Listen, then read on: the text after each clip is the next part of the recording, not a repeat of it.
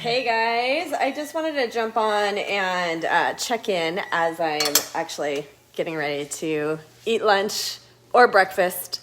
I've been fasting, and so this is my first meal of the day. And I just realized, oh yeah, I got to keep an eye on that guy. Because, oh, wait, can you see it? That guy loves to jump that fence and visit all our neighbors. But hey, while I was cooking, I wanted to share this thought with you. And that is, like, so many people have questions about nutrition and what works for them. And I know you guys know there's so many different options out there, right? There's keto, there is carb cycling, there is the latest one is like the carnivore diet where it's all meat, and there's fasting, and I don't know, the list goes on. There's, what we tend to gravitate towards, which is like, not excluding any one food group, just having a good general balance and all the things. And this is the reality, is that what is going to work, or the Whole30, right? Or the 21-day fix, or whatever that thing was that was back in the day, or whatever. This is the deal. Just about anything will work for a period of time, as long as somebody is compliant with it.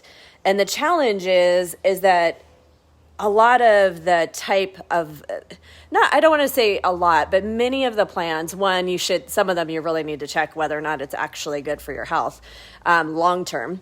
But also it comes down to what is sustainable for a lifestyle, right? And sometimes there's a season to do something to like get refocused, get dialed back in. Our next member challenge, and we'll invite new people to join us, of course, is going to include a more specified meal plan where you know exactly what to do. And all of that is good, and there's a time and a place.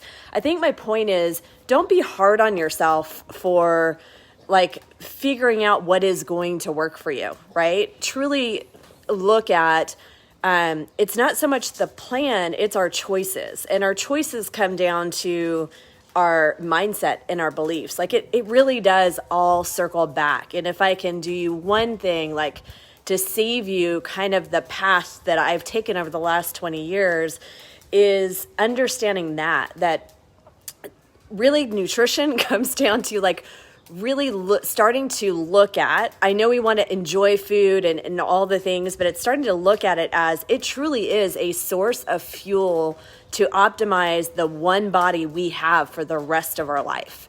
And so junk, crap, high sugars, highly processed, those types of things will contradict if you truly want to feel good, be in control of emotions. Like it's not just about the weight on the scale.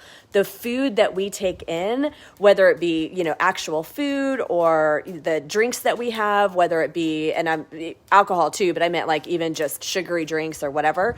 I got to check on the dude to make sure he's not jumping the fence. We got to like make sure that we're mindful of those things, that understand like it's a process of understanding to not judge yourself and not criticize yourself for the choices that you do make when it comes to food, but also becoming very aware and mindful of why you're making the choices that you're making. That is the best nutrition plan that you can start to establish for yourself, is becoming that awareness. Because come on, you don't need me to tell you that a bag of Cheetos is not good for you, right?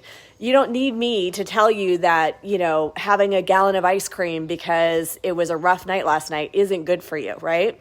And I will be the first one, not Cheetos, but ice cream. I've been there, done that. But it's a work in progress. Like the only reason I am where I am now is because along the way, I've learned the mental steps and what to focus on. And that then becomes the driver of being able to execute on the food choices that I know are good for me. And then, so there is education about it as well, but it wouldn't even start if my mindset wasn't in the right place. And it's been a developing process over time, right? And then once you understand that you're making the choices for the right reasons, and if you have a bad day, you have an off day, you have an emotional day, like I always say, like, can't do anything about 30 seconds ago. That moment is gone. But you pick yourself up and choose to focus on what's ahead of you, right? And then from there, it does come down to finding out what's going to be reasonable for what is truly healthy and finding out what's reasonable. But a lot of times, especially when someone is just getting started, just choosing to focus on good foods is going to make a significant difference. Choosing to not allow yourself to, have the packaged or the processed food because you just start to recognize it doesn't align with your goals, right? It's not necessarily good or bad. It's super important that we also change our train of thought around food, right? That the food is not necessarily like we're not bad or good based on the foods we choose. The foods we choose either align with our long-term health and fitness, and if you want a rockin' body, it either aligns with that goal or it doesn't, right?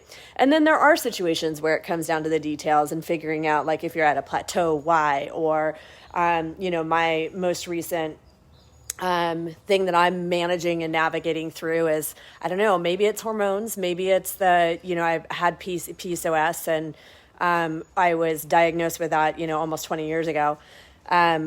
And so maybe that's just, this is a new season of figuring it out. I don't know.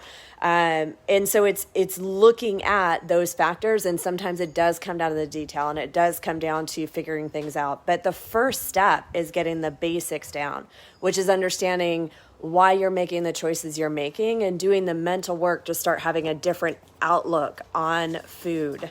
Having a different outlook on the reward system that so many of us have built around food. Does that make sense? So the first step is all mental. The first step in whether or not we eat well, the first step in whether or not we choose to work out, the first step is in whether or not we choose to look at this, whatever your dynamic is right now, given that we're in the midst of still staying at home and whatever. How we choose to respond to it, how we choose to say, what can I learn from this? How can I grow from this? It all starts in our mind, right? So I hope that is helpful. I feel like it was a little bit of a rant. Thanks, Trina. But I hope that was helpful for somebody else too. And I will talk to you guys soon. Bye.